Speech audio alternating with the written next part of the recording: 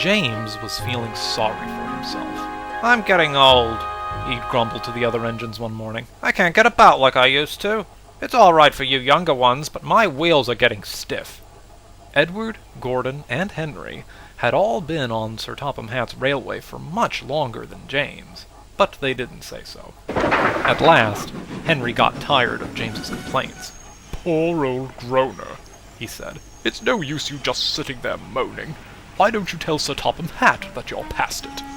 James didn't like that idea. Not all old engines, so he had heard, were preserved. Some, they said, were sold for scrap. "Best not," he said nervously, shuddering a little at the thought.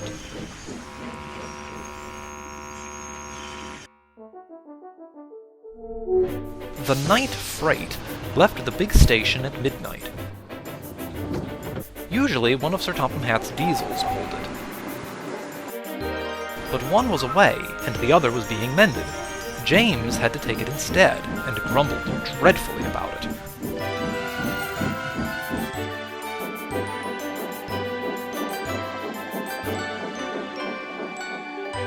"All this extra shunting," he snorted indignantly. "It's too much for an old engine like me."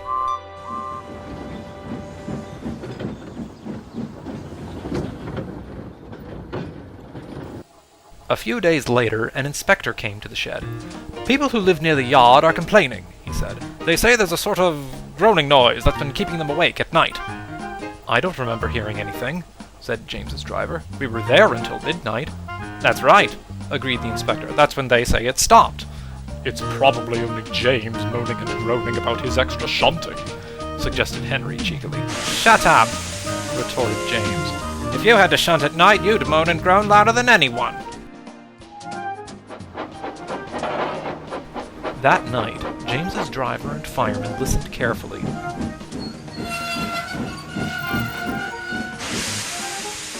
"It is you, James," they said at last. "Your brake blocks aren't holding your wheels properly, and when they rub against each other they make a groaning sound." "Oh dear," said James mournfully.